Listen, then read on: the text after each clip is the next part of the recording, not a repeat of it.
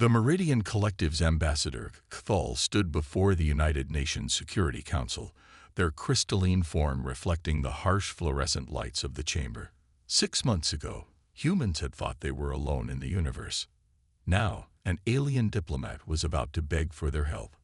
"Your species has achieved something remarkable," Cthulhu's translator hummed. "You've managed to terrify us without ever leaving your solar system." The assembled delegates shifted uncomfortably in their seats. Cthulhu's faceted eyes swept across the room, taking in the mix of confusion and pride on the human faces before them. "We've been watching your broadcasts for decades. Your entertainment, your news, your military exercises. While other species develop technology through careful, methodical research, you humans, you rushed headlong into advancement, driven by competition and necessity. Where we see carefully controlled experiments, you see opportunities for innovation through chaos." The ambassador's crystalline structure pulsed with deep blue light. What humans would later learn was their species' expression of desperate sincerity. "We need that chaos now. The swarm has pushed us to the brink of extinction." Classified footage began playing on the chamber screens. Massive organic ships, resembling dark chitinous insects, tore through sleek crystalline vessels. The Meridian ship's weapons seemed to barely scratch the biological armor of their opponents. "The swarm adapts too quickly to our conventional tactics. 200 years of war, and we're losing. Their organic technology evolves faster than our crystal tech can be upgraded. But you humans," Cthulhu paused, their form shimmering with what might have been hope. "You think differently. You solve problems in ways that defy our logic."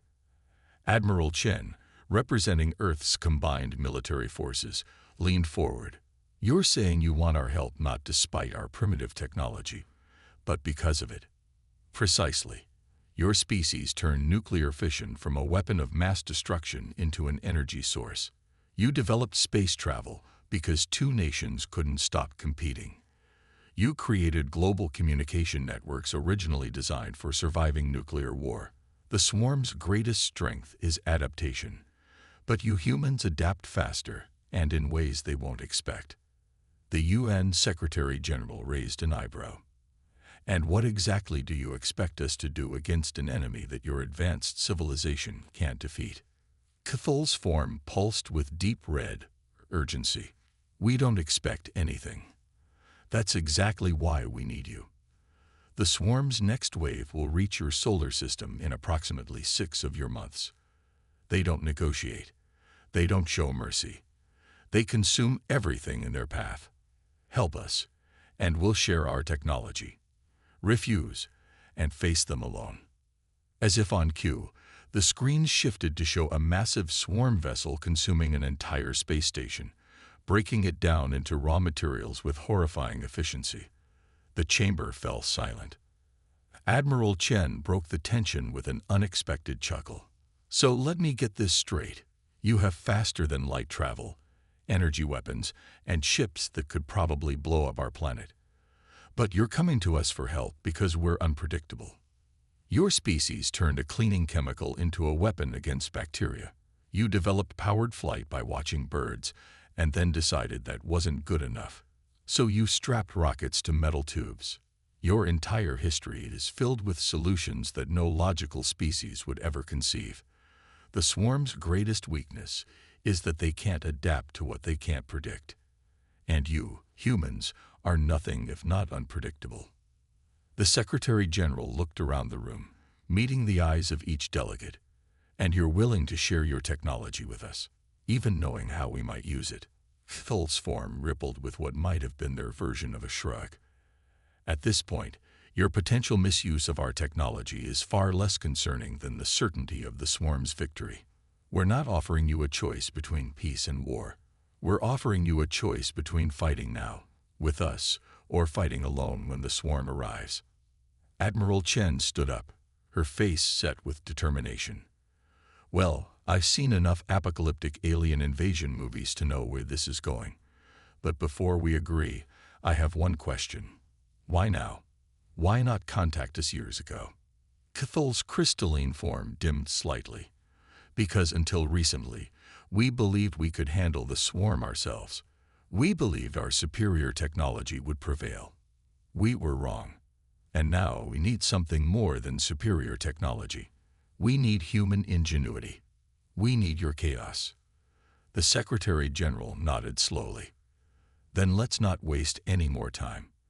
What do you need from us? Cathal's form brightened. Everything. Your soldiers, your scientists, your engineers. But most importantly, we need your ideas. All of them, no matter how impossible they might seem. As the chamber erupted in discussion, Admiral Chen smiled. It wasn't exactly how humanity had imagined first contact would go, but there was something satisfying about being wanted not for their technology, but for their creativity. The aliens needed their chaos, their unpredictability, their human way of solving problems. They were about to show the galaxy exactly what humanity could do. The Meridian scientists watched in horror as Dr. Sarah Chen released a jar of nanobots into their pristine laboratory. The tiny machines, originally designed to clean up ocean pollution, swarmed across the sample of swarm biotechnology, breaking it down molecule by molecule. Your species created self-replicating machines to clean your oceans. Cathal's assistant, Relok, vibrated with disbelief. Do you have any idea how dangerous that is? Of course we do, Sarah grinned, adjusting her glasses. That's why we made them programmable. And now we're going to reprogram them to target swarm biotech specifically. She gestured to the dissolving sample. See how they're already identifying the unique molecular structure. 3 months had passed since Earth agreed to join the war, and humanity's approach to fighting the swarm was proving unconventional. While the Meridians expected military strategies and weapons development, humans were attacking the problem from every conceivable angle. In Houston, Texas, oil drilling companies were adapting their deep-sea drilling technology to create devices capable of boring through swarm ship hulls. Gaming companies were developing AI systems based on real-time strategy games to predict swarm movements. Even fast food corporations were involved, their industrial-scale food processing systems being studied for insights into efficient resource distribution. At the United Nations Space Command, newly established in Geneva, Admiral Chen stood before a holographic display of the solar system. Around her, a mix of human military officers and crystalline Meridian commanders watched as she explained Earth's defensive strategy. We're not trying to match the swarm's biological advantages, she explained, pointing to the asteroid belt. Instead, we're going to use what we already have. Those rocks out there. We're attaching mining engines to them. When the swarm arrives, they'll find our solar system rigged like a giant pool table. A Meridian commander, their form glowing with skepticism, spoke up. You intend to use primitive projectile weapons against advanced biological ships. Primitive. Chen smiled. We're talking about rocks the size of mountains, accelerated to near relativistic speeds. No matter how advanced their biology is, they still have to obey the laws of physics. Meanwhile, in Bangalore, a team of software engineers led by Dr. Raj Patel was taking a different approach. They had noticed something about the swarm's communication patterns in the Meridian battle footage. It's like a biological internet, Raj explained to his team. They're constantly sharing information, updating their collective knowledge. But you know what that reminds me of? He pulled up an old diagram on his tablet. It's just like how computer viruses spread in the 1990s. His team worked around the clock, developing what they called a biological logic bomb, a piece of contradictory information that would cascade through the swarm's network, causing confusion and system failures. It was based on the same principles as the computer viruses that had once plagued Earth's early internet. In Moscow, Dr. Natasha Volkov had made another breakthrough. She had discovered that certain frequencies of sound, when properly amplified, could disrupt the swarm's biological communication systems. Her inspiration: whale songs. The swarm communicates using bioelectric signals, she explained to a captivated audience of human and Meridian scientists. But these signals have to travel through their ship's organic matter. If we can generate the right frequencies, we can create interference patterns that will essentially give their entire fleet a migraine. The Meridians were simultaneously impressed and terrified by humanity's approaches. Where they saw careful, methodical problems requiring precise solutions, humans saw opportunities for creative chaos. A month later, in orbit around Mars, the first joint human Meridian defense fleet assembled. The ships were a stark contrast in design philosophy. The Meridians' vessels were elegant crystalline structures that seemed to defy physics, while the human ships were a hodgepodge of repurposed technology and improvised weapons. "Are those shipping containers?" Kithel asked, observing the human vessels through a viewscreen. "Reinforced cargo pods," Chen corrected. "Turns out they're perfect for housing our mobile command centers. Why build new structures when we can repurpose existing ones?" The Meridian ambassador had to admit there was a certain logic to it, even if it wasn't the kind of logic their species was used to. Humans had taken their primitive technology and found ways to make it work alongside advanced alien tech. They hadn't tried to copy Meridian technology. Instead, they'd found ways to complement it. As the fleet prepared for the coming battle, Kthul realized something that both thrilled and terrified them. Humanity wasn't just fighting this war, they were rewriting the rules of how it would be fought. The swarm was about to face something they had never encountered before: human ingenuity unleashed on a galactic scale. The countdown to the swarm's arrival continued, but now there was something new in the air. Hope. Not the careful, calculated hope of the Meridians, but the wild, chaotic hope that only humans seemed capable of generating. The kind of hope that said, "This is impossible, so let's do it anyway." The galaxy was about to learn why you should never underestimate a species that turned falling into flying and poison into medicine. Humanity was ready for war, and they were bringing every crazy idea they'd ever had with them. The swarm arrived exactly as predicted, their massive bioships darkening the space between Mars and Jupiter. But instead of finding a traditional defensive line, they encountered nothing. The combined human Meridian fleet had seemingly vanished. From her command center, hidden within a hollowed-out asteroid, Admiral Chen watched the swarms advance with calculated patience. "Like bugs drawn to a light," she muttered, then activated the fleet-wide communications. "All units maintain position. Let them come to us." The swarm's biological ships moved with perfect coordination, their hive mind directing each vessel as part of a greater whole. They had encountered countless civilizations, adapted to countless strategies, but they had never faced anything like what was about to hit them. "Maximum dispersal achieved," reported Dr. Patel's voice from the communication system. "The biological logic bomb is ready for upload." Chen nodded. "Right on schedule. Kthal, are your ships in position?" The crystalline ambassador's form pulsed with affirmative light. "Though I still question the wisdom of using our fastest ships as, what did you call them?" "Bait," Chen smiled. "Sometimes the best way to catch a predator is to look like prey." The trap was sprung. A small group of Meridian ships suddenly appeared from behind Jupiter's largest moon, their engines flaring as they made what appeared to be a desperate escape attempt. The swarm, true to their nature, immediately gave chase.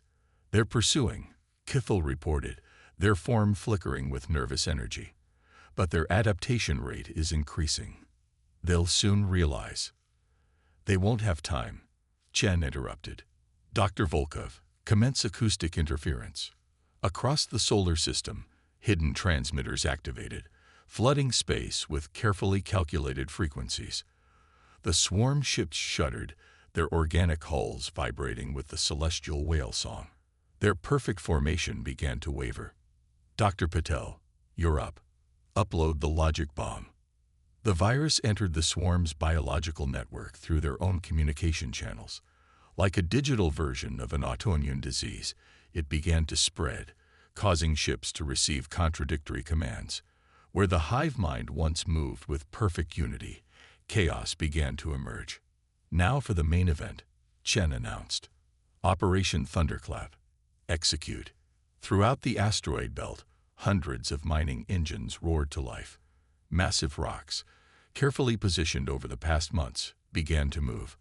The swarm, their coordination compromised by the acoustic interference and logic bomb, failed to recognize the threat until it was too late. The first asteroid struck a swarm mothership at a fraction of light speed, the kinetic energy releasing with the force of a nuclear blast. More followed, a carefully orchestrated dance of celestial bullets striking with mathematical precision. "My God," Kthal whispered, watching the destruction. "You turned the entire asteroid belt into a weapon." "Not just a weapon," Chen corrected. "A kill box. Those rocks are hurting them exactly where we want them." The swarm ships, trying to evade the asteroid bombardment, found themselves being channeled into a specific region of space. That's when the second phase began. Dr. Chen's reprogrammed nanobots, released from thousands of stealth satellites, swarmed over the organic hulls of the enemy ships. Where traditional weapons had failed to penetrate, the microscopic machines began breaking down the living metal molecule by molecule. "Adaptation detected," a Meridian sensor operator reported. "The swarm is attempting to modify their hull structure." "Too late," Chen smiled. "Those nanobots are programmed to adapt faster than they can." Another human trick. We learned it from fighting bacteria. The battle continued for hours, but its outcome was never in doubt. The swarm, faced with multiple threats they couldn't adapt to quickly enough, found their greatest strength, their unified hive mind, turned against them. Every failed adaptation, every contradictory command, spread instantly through their entire fleet. By the time the main human Meridian fleet emerged from hiding to deliver the final blow, the swarm was in complete disarray. Their ships, once moving with perfect coordination, now drifted in confusion or fired upon each other. "I don't understand," Kthal admitted, watching the swarm's total collapse. "We fought them for centuries with the most advanced weapons in the galaxy. How did you defeat them with technology that, by our standards, is primitive?" Admiral Chen's answer was interrupted by a new alert. The remaining swarm ships were retreating, their movements erratic and uncoordinated. For the first time in recorded history, the swarm was running away. "That's the thing about humans," Chen finally replied. "We don't just think outside the box. We take the box apart, rebuild it into something else, and then use it as a weapon." The swarm adapted to fight an advanced civilization. Instead, they got us. As the last swarm ship disappeared into deep space, Chen turned to Kthal. "You know they'll be back, right? They'll try to adapt to everything we just did." The crystalline ambassador's form pulsed with what might have been amusement, perhaps, but they'll be facing a galaxy that's learned to think like humans. I don't like their chances. The battle was over, but its implications were just beginning to ripple through the galaxy. Humanity had proven themselves not just capable of fighting alongside advanced civilizations, but of changing how wars themselves were fought. The age of predictable, conventional warfare was over. The galaxy would never be the same. News of the swarm's defeat spread across the galaxy like a shockwave. The supposedly invincible enemy had been driven back by a species that hadn't even achieved faster-than-light travel on their own. But the swarm wasn't finished. They were regrouping, adapting, and preparing for a counterattack that would test humanity's ingenuity to its limits. 3 weeks after the initial battle, deep space sensors detected massive swarm fleet movements. This time, they weren't just sending a vanguard. They were committing their entire remaining force to crush the upstart humans and their crystalline allies. In the command center of the newly christened ESS Prometheus, Admiral Chen studied the incoming data with Dr. Patel and Kthal. The swarm had adapted their ship's hulls to resist the nanobots and modified their communication systems to be immune to the logic bomb. Just as expected. "They've done exactly what we predicted," Chen smiled. "They've adapted to fight the last war." Thal's crystalline form shimmered with concern. "They've nullified every advantage we had in the previous battle.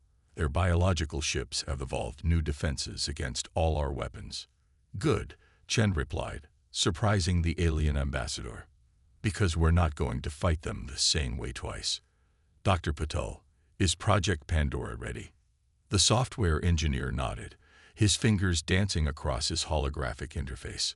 The quantum entanglement network is online. Every ship in the fleet is connected through channels the swarm can't detect or interfere with. The combined human Meridian fleet had transformed in the weeks since their first victory. Human innovation had merged with Meridian technology in ways neither species had imagined possible. The crystalline ships now housed human-designed AI cores, while Earth vessels bristled with hybrid weapon systems that married primitive human concepts with advanced alien science. 5 hours, Chen announced to the assembled fleet commanders. That's all we need. 5 hours to end this war once and for all. The plan was audacious, even by human standards. While the Meridians had spent centuries trying to outfight the swarm, humanity had recognized a fundamental truth. You don't need to defeat an enemy if you can convince them to defeat themselves. The swarm fleet emerged from hyperspace in waves, their ships now covered in layered biological armor that could resist both nanobots and kinetic impacts. Their communication systems had evolved into something more complex, with redundancies that would prevent another logic bomb attack. But humanity had stopped thinking about how to destroy the swarm. Instead, they'd been thinking about how to use the swarm's greatest strength, their adaptability, against them. All ships, execute Protocol 0, Chen commanded. Commence Operation Ouroboros. The battle began not with an exchange of fire, but with a targeted electromagnetic pulse that temporarily disrupted the swarm's biological communications. In that moment of confusion, human ships launched what appeared to be conventional missiles. The swarm adapted instantly, their ships' surfaces morphing to create energy shields that would destroy incoming projectiles. But these weren't weapons. They were delivery systems for Dr. Volkov's latest creation, synthetic pheromones designed to trigger the swarm's evolutionary responses. They're responding, Dr. Volkov reported from her station. Their biological systems are beginning the adaptation process. The swarm ships started to change, their organic hulls rippling as they evolved to counter what they perceived as a chemical attack. But each adaptation triggered a new release of pheromones, creating a feedback loop that forced them to keep evolving. Like a biological arms race, Chen explained to Kithal, but compressed into minutes instead of generations. They can't stop adapting, even though each adaptation is making them more vulnerable to our real attack. The Meridian ships, following the human battle plan, began emitting specific frequencies that interfered with the swarm's increasingly unstable biological systems. The enemy fleet's perfect formation began to break apart as individual ships struggled to maintain control of their rapidly evolving forms. Now, Chen ordered, initiate the quantum cascade. Dr. Patel's quantum entanglement network activated, connecting every human and Meridian ship in a synchronized attack. The combined fleet fired their hybrid weapons simultaneously, each shot calculated to trigger specific evolutionary responses in the destabilized swarm ships. The effect was catastrophic. The swarm's biological ships, caught in an uncontrollable spiral of adaptation, began to tear themselves apart. Some grew organic armor so thick they could no longer move, while others evolved weapons so powerful they destroyed themselves when they tried to fire. They're consuming themselves, Thul observed with a mixture of horror and fascination. Their own evolutionary drive has become their destruction.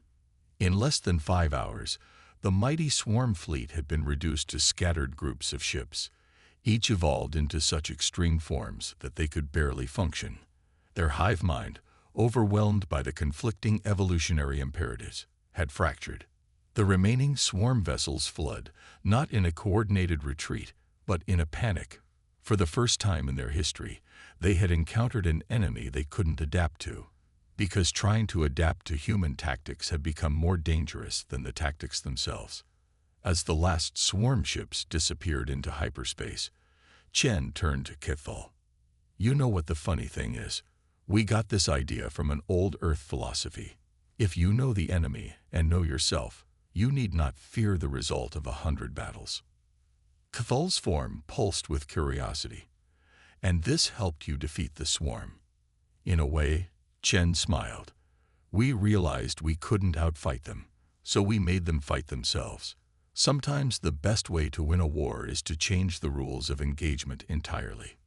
1 year after the final battle, Earth had changed more than anyone could have predicted. Meridian crystalline architecture now sparkled alongside human cities, while modified space elevators, a marriage of human engineering and alien technology, stretched into the sky from strategic points around the globe.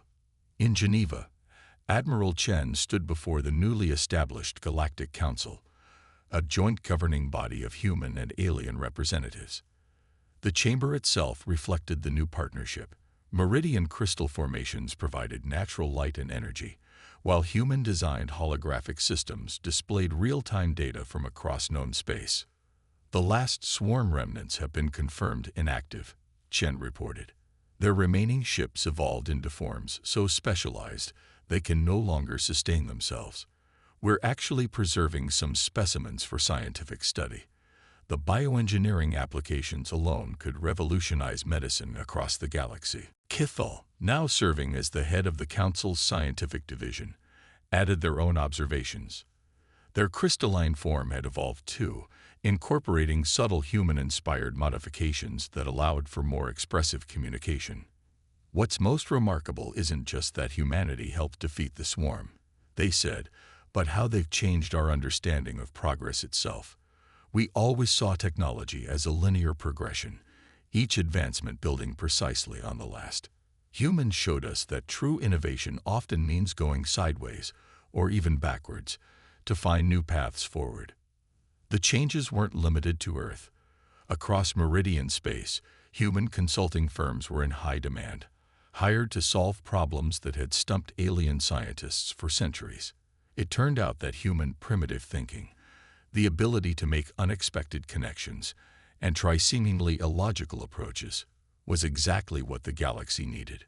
Dr. Sarah Chen's nanobots had evolved into a galaxy-wide environmental restoration project, helping to clean up the damage from centuries of war. Dr. Volkov's work on biological communication had spawned an entirely new field of xenobiology, while Dr. Patel's quantum networking theories were revolutionizing interstellar communication. But perhaps the most profound change was philosophical. The galaxy had learned that advancement wasn't just about developing new technology. It was about finding new ways to think about old problems. In a research facility orbiting Jupiter, a team of human and Meridian scientists worked on understanding the recovered swarm biotechnology. What they found challenged everything both species thought they knew about biological evolution. The swarm wasn't evil, Dr. Chen explained to a group of students, both human and alien, at the newly established Interspecies University. They were trapped by their own perfect adaptation. They could evolve to counter any threat, but they couldn't evolve past their basic nature. They couldn't imagine a different way of existing. The implications went beyond military applications. Human approaches to problem-solving were being applied to everything from planetary terraforming to faster-than-light travel. The Meridian's precision and advanced technology, combined with humanity's creativity and willingness to try the impossible, was proving to be an unstoppable combination. We've entered a new age, Admiral Chen told the Council, not just of human-alien cooperation, but of fundamentally new ways of thinking. The swarm taught us that the ability to adapt isn't enough. You need to be able to imagine alternatives to adaptation itself.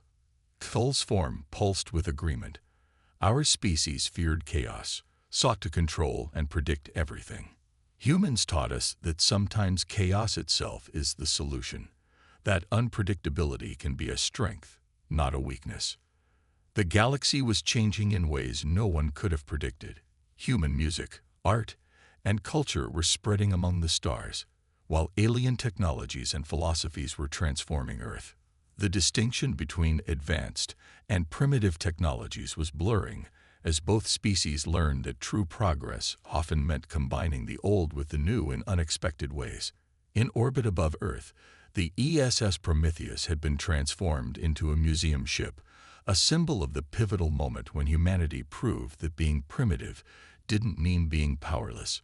School children, human and alien alike, would tour its halls, learning how a species that had barely reached its own moon had helped save the galaxy. But in Admiral Chen's office at the Galactic Council headquarters, a small screen continuously monitored deep space. The swarm might have been defeated, but humanity had learned never to become complacent. Whatever the next threat might be, they would face it the human way, with impossible ideas, unlikely solutions, and the unshakable belief that the best answer might be the one that no one else would think to try. The galaxy's a lot bigger than we thought, Chen often told new recruits to the Joint Fleet, but it turns out the biggest limitation isn't technology or resources. It's imagination, and that's something humanity has never been short of. As ships of all shapes and sizes docked at Earth's orbital stations, as hybrid technologies reshaped the possibilities of science, as humans and aliens worked together to build something entirely new, one thing became clear: the galaxy would never again underestimate the power of a species that turned their limitations into advantages and their chaos into strength. The age of predictability was over. The age of human innovation had begun.